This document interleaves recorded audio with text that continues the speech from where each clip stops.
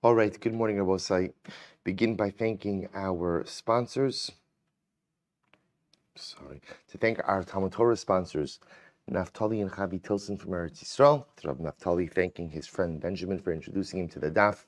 May Hashem bless us all to finish the Daf Yomi cycle together and celebrate with a siyum in Eretz Yisrael in Eretz Hashem. To thank Baruch Meir and Rena Dubin for dedicating the shiur and drashos this month in the schos of our brothers and sisters in Eretz Yisrael. And then the schos that in Eretz Hashem, our children who are learning in Eretz Yisrael complete their year in safety and devekos to HaKadosh Baruch Hu and to Eretz Yisrael.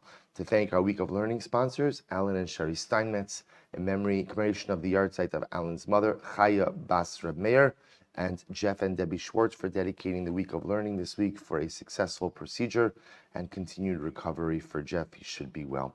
And to thank Zevi and Shoshi Daniel for dedicating the shiur this morning in the Zechus of Refuah Shalema for Nami Bas Chana.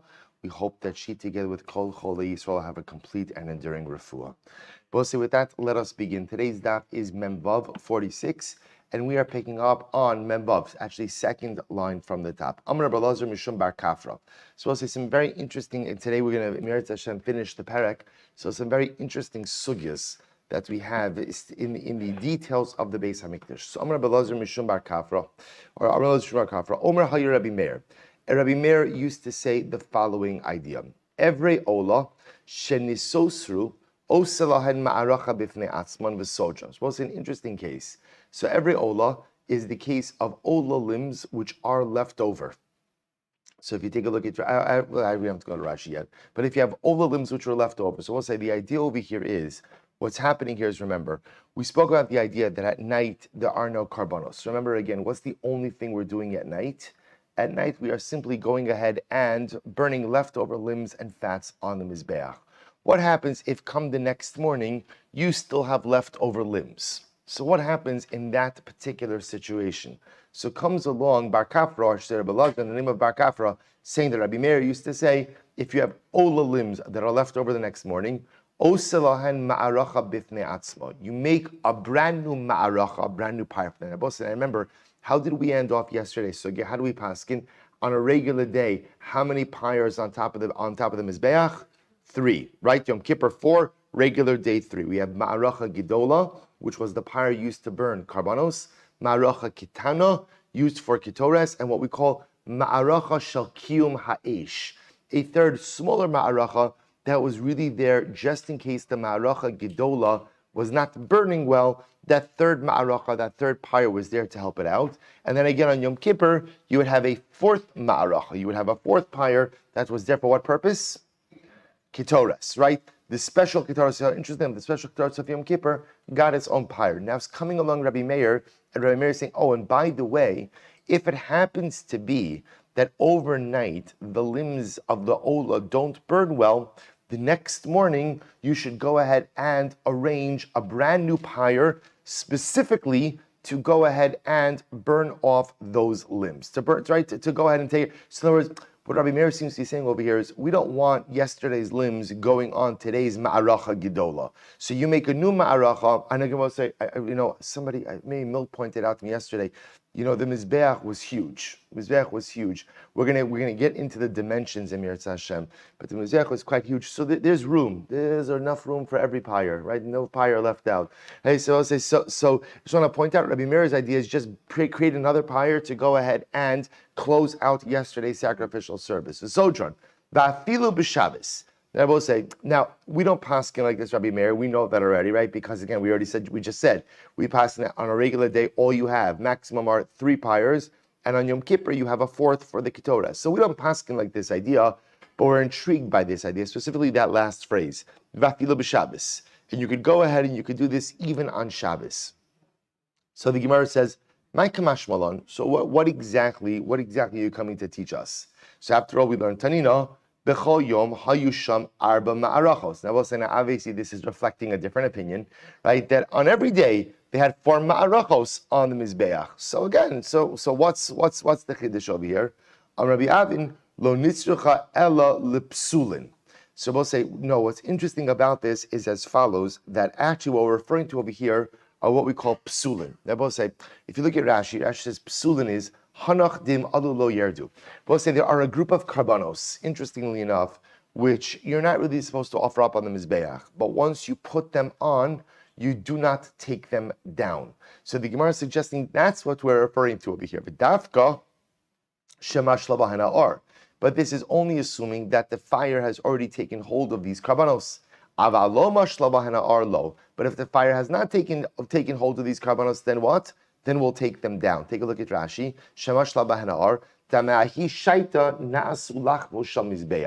So the Gemara now is suggesting that the novelty in this ruling is as follows: that halacha l'maisa, if you had psulin, karbanos that were really invalid to go onto the mizbeach, but you put them on. So what's the halacha? Once you put it on, you don't take it off. But when is that true?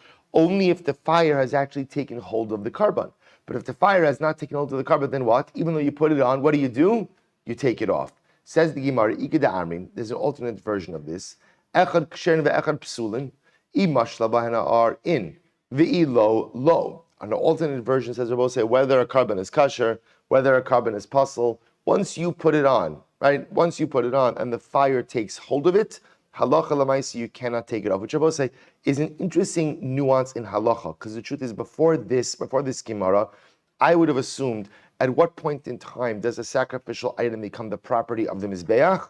I would have assumed the moment you put it on. Now what the Gemara is suggesting is that maybe not. Maybe halacha l'maisa, a carbon really only becomes a sacrificial property of the mizbeach once the fire takes hold of it.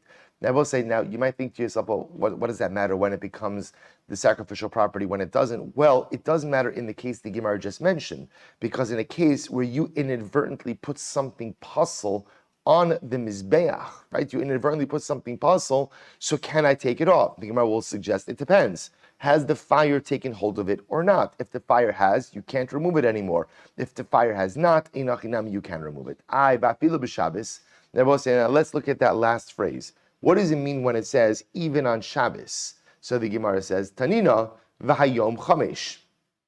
Now, remember again, according to the opinion who held that on a regular day you had 4 ma'arachos. Remember again, we had a machlokes, 3, 4, 5 ma'arachos, right? But even on a regular, everyone is agreeing that what happens on Yom Kippur, what does everyone agree with? You're adding 1 extra, right? That everyone is agreeing with. So the Gemara says, well, let's analyze this. V'hayom chamesh, we learned before that according to the opinion who held that halacha l'maisa on a regular day you had 4, he would say that on Yom Kippur you had 5 ma'arachos. To which the Gemara look at Rashi, b'chol yom hayu arba ma'arachos tzinan v'afilu b'Shabbos mashma. So we'll say b'pashtos that would apply even on Shabbos. Amar Rav Bar Yaakov itztrich. I'll tell you why this is necessary. Sa'adai tchamina hani mili heichad dechal yom kippur lios achar Shabbos. I would have thought that's what. When do we say that halacha l'maisa? You add on an extra one. That's when Yom Kippur falls out after Shabbos. Dechelbe Shabbos kravim Yom Kippurim. Because we'll say what I would say is like this. I would say that any leftover items from Shabbos can be offered up on the ma'arachos of Yom Kippur. Aval be'emtza Shabbos. But if halacha l'maisa, Yom Kippur falls out on the middle. Emtza Shabbos means in the middle of the week. Lo. Maybe the leftover limbs of, let's say, the previous day cannot be burned on Yom Kippur. Kamash Malon, that I both say, see, the Gemara is saying like this, the Havamina is like this. When can I burn leftovers on Yom Kippur? That's when Yom Kippur falls out on Motzei Shabbos, right? Our calendar doesn't allow that, right? But at the end of the day, before the calendar was set, Yom Kippur could fall out whenever. So halacha l'maisa, I would have thought, when can you burn leftover fats and limbs on Yom Kippur? That's when Yom Kippur falls out on Motzei Shabbos. I can burn the leftovers from Shabbos on Yom Kippur. But halacha l'maisa, if Yom Kippur falls out in the middle of the week, then maybe halacha l'maisa, I can't burn the leftovers on Yom Kippur. To which the Gemara says, Kamash Malon, no, Kamash Malon, even when Yom Kippur falls out in the middle of the week, you could burn the leftovers. Amar Rava. So Rava says, Man hay delo chayish lekamche. So Rava says, it's a little bit of a Talmudic insult over here. Rava says, who is the one who does not finely grind or sift his flour? Which was the way they used to say in the Beis Medrash, when you said something that was half-baked, right? When you said something that was not fully thought out, they would accuse you of not finely grinding your flour. You could use it, I will say. Use it at a meeting, see what happens. Right? So the Gemara says as follows. So the Gemara says, Man hay de lo chayish lekamche, ha b'chol yom tinan. Again, the Mishnah explicitly says this was the case every single day, to which the Gemara says, Kasha, you're right, indeed, that is a question. Upliga de Rav Huna, and Abba said this argues on Rav Huna, because what does Rav Huna say? Da Amar, Tchilaso docha, sofa eno docha. So Abba said, listen to this. We're now going to spend a little bit of time analyzing the Shita of Rav Huna. And Rav Huna says, Rashi says over here, Pliga de Rav Huna, ad bar kafra va'ad rava, Damar b'chol yom demas nisan dafkahu, va'afilu b'Shabbos, the Rav Huna savar b'chol yom lebar b'Shabbos. So let's listen to this. What we're going to see now is a fascinating machlokes in general about what. Let's leave aside Yom Kippur for just a moment, but what you're allowed to do on Yom Kippur, what you're allowed to do on Shabbos. See, I both say what's happening over here is as follows. Just to frame the case, it's a very simple case. I have a situation where the morning after I have leftover limbs and fats. Right. The goal is on a regular day. During the day, you offer up your karbanos. Nighttime is there to take care to burn any of the carbonic leftovers. In the case in question now, I have leftovers. I still have fats and limbs, or in this case, limbs, the next morning. So the shaila is, what do I do with it? What do I do with it? So remember, this whole discussion started, Bar Kafra, quoting Rabbi Meir, says that halacha l'maisa, what you do is very simple. You create another pyre, a new pyre on the Mizbeach to burn the leftovers. Now, what's interesting is Bar Kafra allowed that to happen even when? Afilu b'Shabbos. Afilu b'Shabbos. Now the Gemara, and Rava supports that as well. Now the Gemara is going to quote Rav Huna. And Rav Huna says, hold up. Even if I'm agreeing to the idea that on a regular weekday, if you have leftovers from the previous day, you could set up a new ma'aracha to go ahead and to burn the leftover limbs. I'm not so sure you could do that on Shabbos. So the Gemara says, "Da Amar tchilasa docha, sofa ena docha." So we'll say we'll see what this means exactly. But let's take a look at Rashi. Rav Huna's position is as follows: he holds tchilasa docha, which means, look at Rashi, Tamid shal Shabbos nishcha b'Shabbos akar b'Shabbos. The beginning of the sacrificial service is docha Shabbos. So we'll say, for example, you could offer up a carbon tamid on Shabbos. Now we'll say, remember again, what's the chiddush in being able to offer up a carbon tamid on Shabbos? What's the chiddush in being able to offer up any carbon on Shabbos? Remember again, shchita is one of the lamed tes malachos, is one of the 39 malachos. So how are you allowed to offer up karbanos in the Beis Hamikdash? Remember again, the most you can say in the Beis Hamikdash is what? Is that shvus is docha Shabbos. There's no drabanans in the Beis Hamikdash. But there are daraises in the Beis Hamikdash. So how can you offer up a carbon? This is very simple. Why can you offer up a carbon in the Beis Hamikdash? Because the Torah said so. Because Chash Baruch Hu said that you offer up the Talmud every single day, in the morning and the evening, even on Shabbos, and you offer up a carbon musaf. But for example, also remember again, can you bring karbanos yachid on Shabbos? No. Remember again, the only thing that happens in the Beis Hamikdash is communal service. That's the only thing. Personal karbanos are not brought on Shabbos because it's a malacha d'oraisa. The malacha is only set aside when the Torah says. So listen to what Rav Huna says. Rav Huna says when it comes to Shabbos, tchilaso docha. Tchilaso means you could offer a Shabbos carbon on Shabbos. But says Rav Huna, sofo eno docha. The end of sacrificial service is not docha Shabbos. Look at Rashi. What is sofa on a docha? Tamid shal erev Shabbos. Ein eivarev naktir mishatechshach ella malan mibaod yom. So what's this incredible? Rav Huna comes along and says the only thing that's docha Shabbos is what he calls tchilaso or tchilas avoda. The actual offering of a carbon of a Shabbos carbon, that's docha Shabbos. But anything that has to do with non-Shabbos karbanos cannot be done on Shabbos. So Rav Huna says, for example, this is fascinating. On Friday, right on Erev Shabbos, you would offer up whatever karbanos you're offering up on Shabbos. According to Rav Huna, when do you burn the leftover fats and limbs from Friday's sacrificial service? Before Shabbos. All of that has to be done before Shabbos. So therefore, Rav Huna categorically rejects Bar Kafra Rabbi Meir. Because remember again, Bar Kafra Rabbi Meir was saying that whenever you have leftover limbs the next morning, no problem. Just make a new ma'arach and burn it on Shabbos. Burn it. And even on Shabbos. What are you talking about? What are you talking about? Tchilasa docha, sofo eno docha. The only thing you could do on Shabbos is the actual hakrava, the actual offering of a Shabbos karban.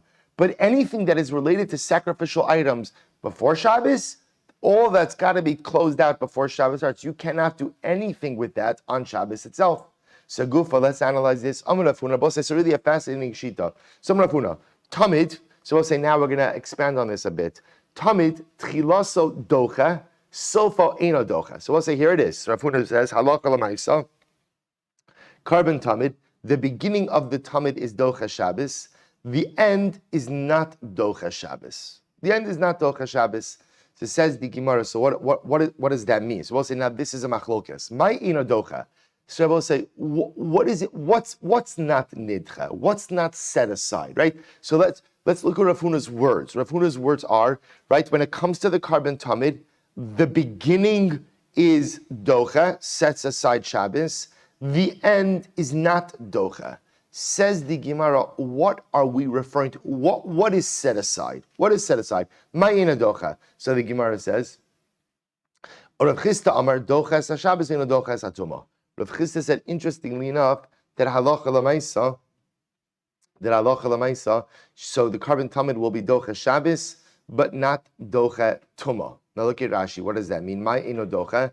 Ino docha es hatuma. Hector chalavim ve'imurin, excuse me, elas rikas tamol bilvad. So let's listen to this. Rav Chisda will say like this, that what Rav Huna is coming to say is as follows.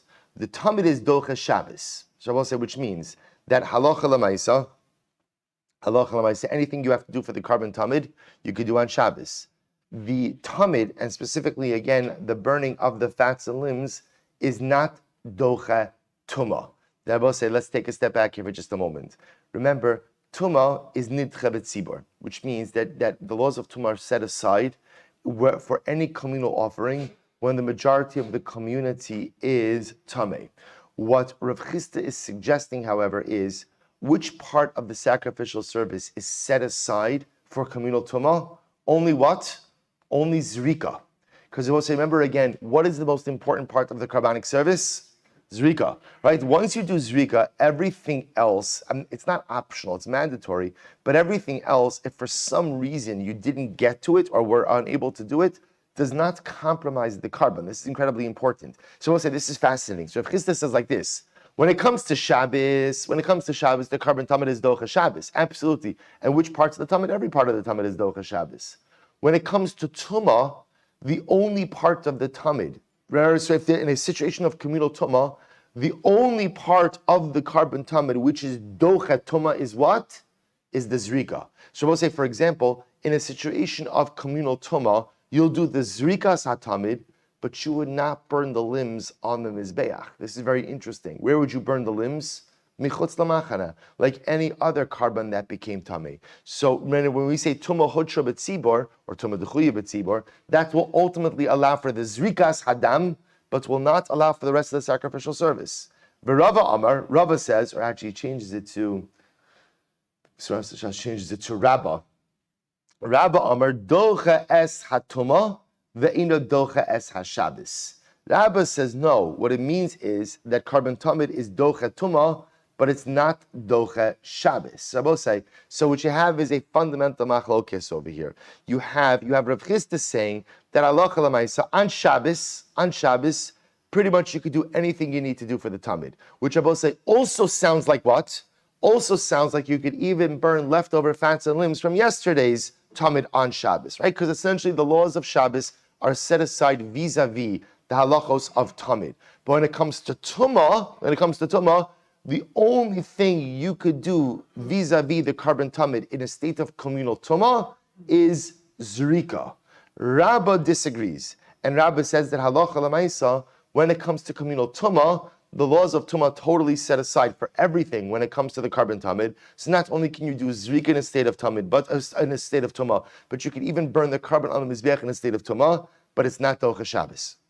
It's not docha Shabbos, which I will say sounds like when it comes to Shabbos, the only thing you're allowed to do with the tamid is the most basic obligations, but nothing additional. Certainly can't burn any leftover pieces on Shabbos. Amrli Abayi, so we'll say let's analyze this. Abayi says, Amrli Abayi l'Rabba, l'didach kasha l'Rav Chisda kasha. Abayi says to Rabba, I have both according to you and Rav Chisda, I have a kasha. What's the kasha? L'didach kasha, Rabba, according to you there's a kasha. Maishno toma dichsib b'mo'ado. So we'll say, Rabba, why do you say that ultimately a carbon tamid could be offered up in a state of tumah, and every part of the tamid could be done in tumah? because the Torah uses lashon of mo'ado. Mo'ado means that the carbon tamid must be offered up in its appointed time.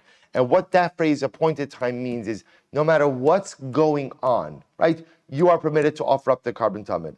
The Gemara says Shabbos nami b'mo'ado v'afilu b'Shabbos. Well, if that's the case, we'll say the word mo'ado is also used by Shabbos. If that's the case, that ultimately tamid can be performed in a state of tumah, then tamid should be able to be performed on Shabbos as well. Rav Chisda kasha, according to Rav Chisda, there's a kasha. What's the kasha according to Rav Chisda? Ma'ishna Shabbos t'chsib b'mo'ado. Why is Shabbos different? That ultimately you allow the tamid to be done on Shabbos because it says mo'ado. But the Gemara says tumah nami mo'ado v'afilu b'tumah. So also here's what's interesting. Both Rabbah and Rav Chisda are both darshaning the same word, which is mo'ado in its appointed time, which tells us that carbon tamid has to be offered up under all circumstances. Rav Chisda is choosing to focus on Shabbos. Rabbah's choosing to focus on tumah. But says Abai to both of them, it's the same word. You're both darshaning the same word. So ultimately, again, the kasha is on both of you from the drasha you choose not to make. Amar to which Rabbah responds, Lo l'didi kasha lo Rav Chisda kasha. Rabbah says, no, Abaye, you're wrong. It's not a kasha of Rav Chisda. Why not? L'didi lo kasha. So Rabbah says, according to me, there's no question why. Sofo kitchilaso. Kisil is like this. The end is like the beginning. What does that mean? Tuma. So ultimately, again, Rabbah will say like this. Tuma ditchilaso bar mitcha tumahu. Sofo nami dachi. So we'll say, take a look at Rashi for just a moment. Tuma ditchilaso bar mitcha tumahu. Sofo nami dachi. Rashi says, Tuma ditchilaso matchilaso bar mitchi tuma. Ha'im ein koin tar lizarik damo. So we'll say, listen to this. So Rabbah will say like this. The halacha by Tumah, Rabbah will say is, Tumah ultimately, again, essentially, hutra b'tzibor, or at least duchui b'tzibor. What he's saying is like this. When it comes to Tumah, let's say you have the following situation, where halacha l'maisa, there is no, his example is, there is no kohen who is tar to do this rika. So we'll say, what happens in a situation like this? There is no tahar kohen available to do this rika. So what happens? What's the halacha? You have a tamei kohen do it. So just like in the initial stages, if there is no one tahar to do the avodah, we let someone who is tamei go ahead and do it. So sofo namidachi. So essentially, again, the end of the carbonic process is the same exact thing. In other words, we'll say, what Rabbah will say is like this, that halacha l'maisa, tchilaso, or essentially sofo kit, what was his lashon? Sofo kit tchilaso. The end of the process is just like the beginning of the process. And just like in the end of the process, in the beginning of the process, if there is no one who is tahar to be able to do the avodah, ultimately, again, we let someone who's tamei do it. So too, to close out the process, if there is no one who, or there is no way to do it b'tara, we do it b'tumah. Shabbos, ditchilaso lav bar mitcha, Shabbosu, sofa nami lo dachi. But ultimately, again, Rabbah will say like this, Shabbos, Rabbah will say, there is no license to be docha Shabbos on the front end. So too, there's no license to be docha Shabbos on the back end. Now, what does that mean? Or beginning and end? Look at Rashi. Shabbos t'tchilaso, t'tamid de'erev Shabbos, lav bar mitcha Shabbos, shari ben arba'im nishchat v'dam nifsa b'shkei hachama. So we'll say, listen to this. This is fascinating. Rabbah will say like this. Rabbah will say, is there any way to ever offer up the Friday Tamid on Shabbos? Is there any way for that to happen? And the answer is no. There's no way for that to happen. So the same way that the beginning of the Erev Shabbos Tamid is not Docha Shabbos, so too what? The end of the Erev Shabbos Tamid is not Docha Shabbos. The Rebbe will say, now what does that mean, the end? What does that mean, the end? The end would be the leftover limbs from Friday. So Rabbah will say like this, Tumah is unique, because by Tumah, same way the beginning of the process sets aside the halachos of Tumah, so to the end of the process will set aside Tumah.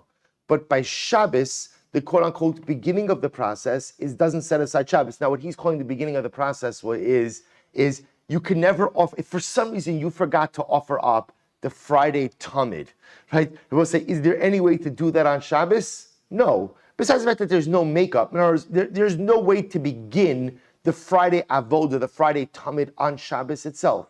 So too, therefore, says Rabbah, the end of the service cannot be done on Shabbos as well. Rav Chisda lo kash. So I'll say that's Rabbah's argument. Rav Chisda lo kash. According to Rav Chisda, ultimately, again, there's no contradiction. Why not? He'll say sofo kitchilaso leslie. He doesn't hold of this concept of sofo kitchilaso. Rather, what will he say? Shabbos tohutrahi b'tzibor sofanami dachi. Tomo de dechuyi b'tzibor. So the Gemara says tchilaso the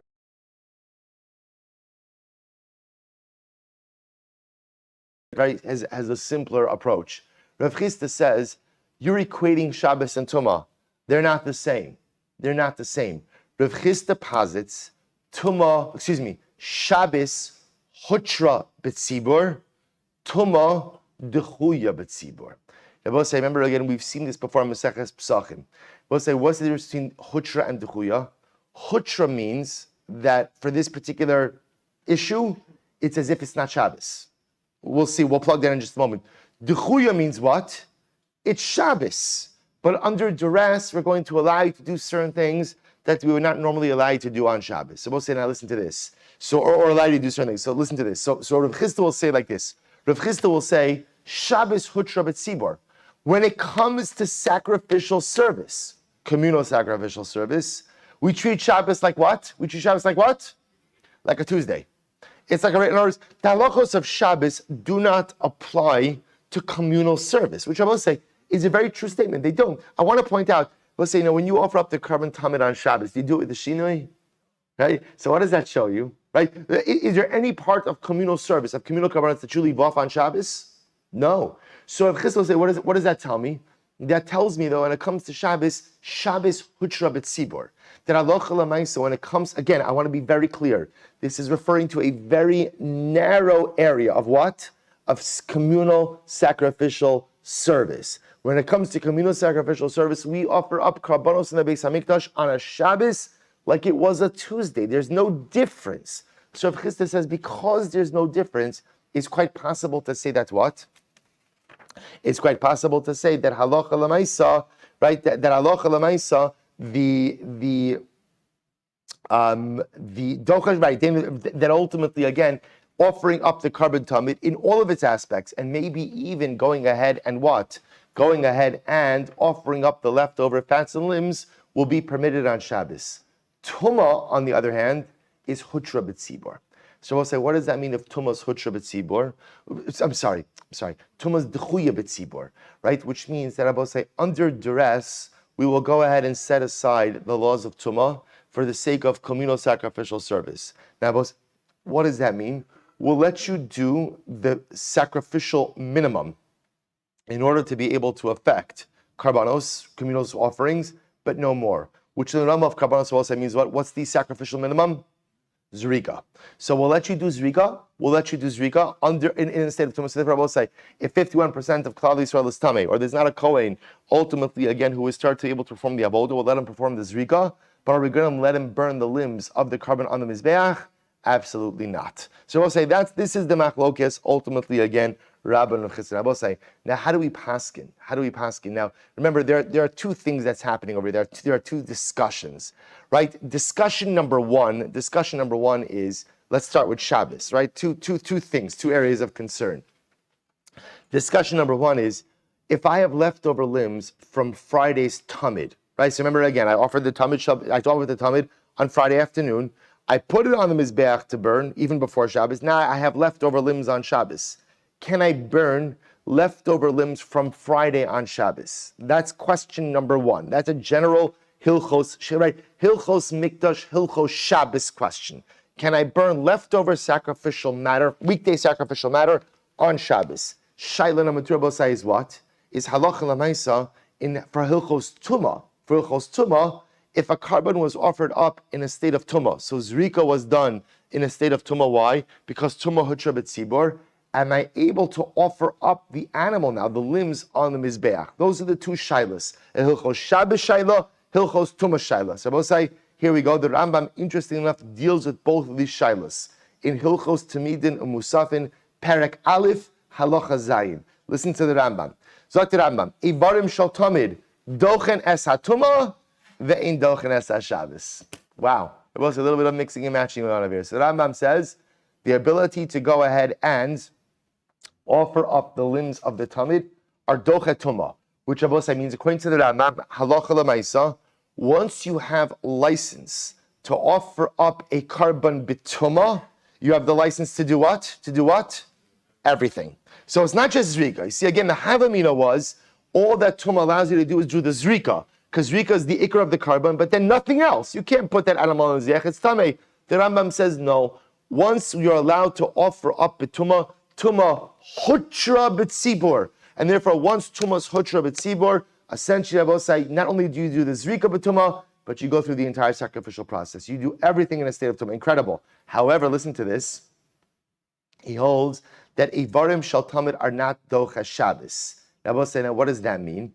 Ela be'erev Shabbos bilvad maktirin Ivari tamid shel erev Shabbos. So we'll say, this is fascinating. You think your erev Shabbos is hectic. Now we'll say, listen to this. In the Beis Hamikdash, they lost a night. Because remember, again, I will say, what would normally happen in the Beis Hamikdash? What would normally happen? You close out the sacrificial service of the day. And remember, again, everything in the Beis Hamikdash pretty much ends at sunset, right? You kindle the menorah, and then we're done for the day. So you have the night to do what? To do what? To burn all the leftovers. Well, that doesn't happen, says Rambam, on Shabbos. On Shabbos, you could not burn the leftover fats and limbs from Friday on Shabbos night.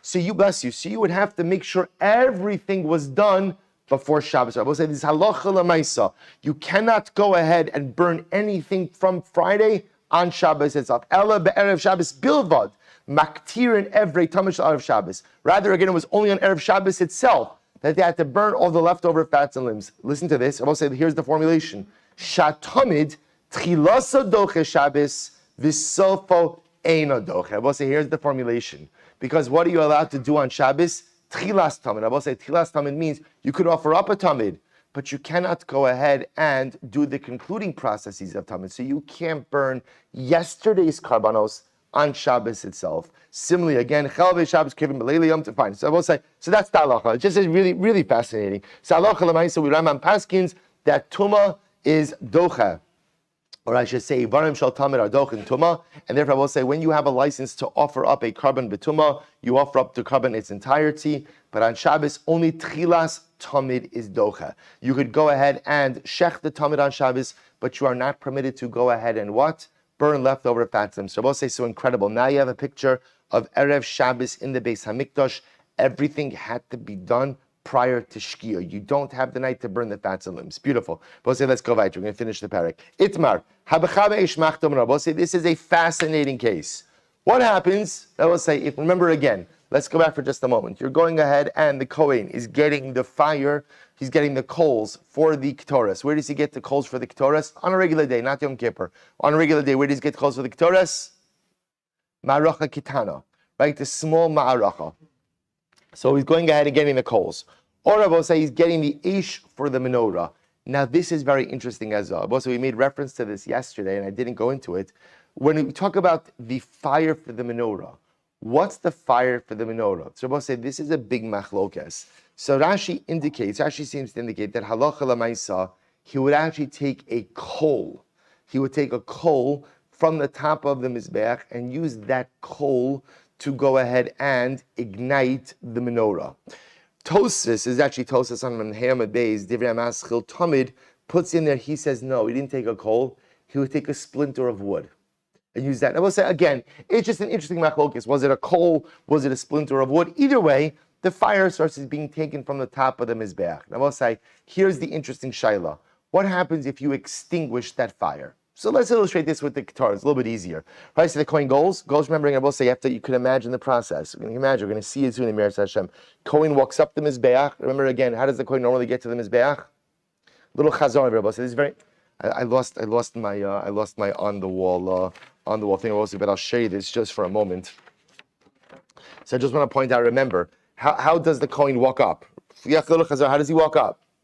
Right hand side, excellent. So he's walking up. Remember again, he's walking up the right hand side, and now you can see. Now what he's going to do is he walks up the right and he circles the mizbeach Gait, this is the Ma'arocha Kitana. Then he's going to come down the left western side. He's going to come down. He takes his coal, right? So you can imagine it. He got his shovel, he got his coal. And I will say, now what happens? He extinguishes it. He puts it out. So we'll say, what the Gemara is discussing. So what's the halacha? Is he chayiv? Is he chayiv for that? The act of extinguishing. So we'll say, so what is it? This is not a Hilchos Shabbos Shaila. This is the Gemara, the Torah says we're going to see that the fire of the Mizbeach must be an ongoing fire. So the Shaila is, Eish Tamid Tukad Bo. So the Shaila is, if you actively extinguish fire taken from the Mizbeach, are you chayiv for an act of extinguishing Mizbeach fire or not? So Abaye Amar chayiv, Abaye says you're chayiv.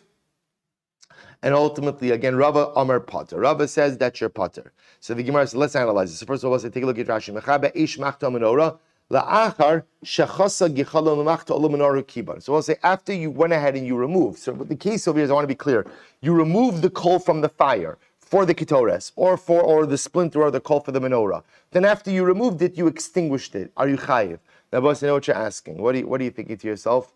Oh, why would anyone extinguish it? Right? Why would anyone do this? So we'll say, I just want to point out, isn't it maisim b'chol yom that we intentionally extinguish fires? Right? I will say again, each of us has a spark of the Ribono Shel Olam inside of us. Each of us has a beautiful neshama. Each of us has so much kedusha, and yet we knowingly sin, and yet we knowingly do things that are just not good. We knowingly extinguish our fire each and every day. So it's not so crazy to come up with a case of someone who extinguishes a fire. B'pashtus, we're talking about intentionally, right? Because if it's unintentionally, again, b'pashtus, not a wind comes along and extinguishes the fire, what chiyuv is there going to be? But unfortunately, people extinguish fires intentionally all of the time. Sabai says you're chayiv, Rava says you're pater. So the Gemara says, well, let's analyze this. To which the Gemara says, the kavye berosho shel mizbeach. So where are you doing this? If you go ahead and you're doing this on the mizbeach itself, the kuli amalo pligi dechayev. Everyone will agree that halacha lemaisa you're chayev, because they will say, what are you doing? If you extinguish this fire while you're standing on the mizbeach, they will say, what are you effectively doing? You are extinguishing mizbeach fire. There's a passage that says lo sichabe, right? Lo sichbe. You are not allowed to extinguish the mizbeach fire. So if we're talking about a case where the Kohen is literally standing on top of the mizbeach and he extinguished the fire, then of course everyone will agree that he's chayev for that. So keep pligi, where does the machlokes come up? The achse a'ara v'kabye. The machlokes comes up where the Kohen has already come down from the mizbeach, and now once he's come down from the mizbeach, now he extinguishes it. Abai amar chayiv. Abai will say that you're chayiv. Why ish mizbeachu? Abai will say you're chayiv because at the end of the day, this is still called the fire of a mizbeach. Even though you've removed it from the top of the mizbeach, it's still called mizbeach fire, and therefore you will be chayiv. Rava Amar Pater, Rava will say you're Pater. Why? Kevan dinaska naska. Rava will say once you remove the fire from the mizbeach, it is no longer mizbeach fire, and therefore if you extinguish it, you are not in violation. But remember again, we're speaking about a very specific law, never to extinguish the fire of the mizbeach. So what the Gemara is now suggesting is as follows: if you're standing on top of the mizbeach and you went ahead and you extinguished this fire, everyone will agree that you are chayiv. Where's the machlokes Abaye and Rava? If ultimately, again, you took the fire down from the mizbeach and now you extinguished it, so Abaye will say that you're chayiv because that's still called mizbeach fire because it emanated from the mizbeach. Rava will say you're pater. Why are you pater? Once you remove it from the mizbeach, it's no longer mizbeach fire. So the Gemara says, Ela hadda amrav Nachman arna baravua hamorid gachelas me'agabe mizbeach v'kiba. If a person removed the coal from the top of the mizbeach and then extinguished it, chayiv. You're chayiv for that. To which the Gemara says, Kiman, whose opinion does that reflect? Ka'abaye. That bepashos would be like Abaye. To which the Gemara says, no, afilu tima ki Rava, can even be like Rava. Hasam lo intik limitzvasa, haka intik limitzvasa. So we'll say this is very interesting. It could very well be as follows. When you remove, even according to Rava, when you remove the coal or the fire for the sake of doing a mitzvah, it could be that the act of removal for a mitzvah, which is a sanctioned act, removes that fire from being mizbeach fire. But when the fire was just removed not for a mitzvah, the fire still remains tethered to the mizbeach, and therefore again any act of extinguishing will be problematic. Ikudami, an alternate version of this. If you brought the fire down to the ground, in other words, you took it off the mizbeach and you extinguished it, everyone will agree that you're pater. So keep pligi, where does the machlokes come up? If you extinguished it while standing on the mizbeach. Abaye will say that you're chayiv. Why? Because this is called the mizbeach fire. You extinguish the mizbeach fire. Rava Amar Pater. Rava will say you're pater. Why? Cave the naska. Rava will say it depends. Once you remove that fire from the ma'aracha, Rava posits that what? It's no longer mizbeach fire, even though geographically, where are you standing? Where are you standing? On top of the mizbeach. To which the Gemara says, if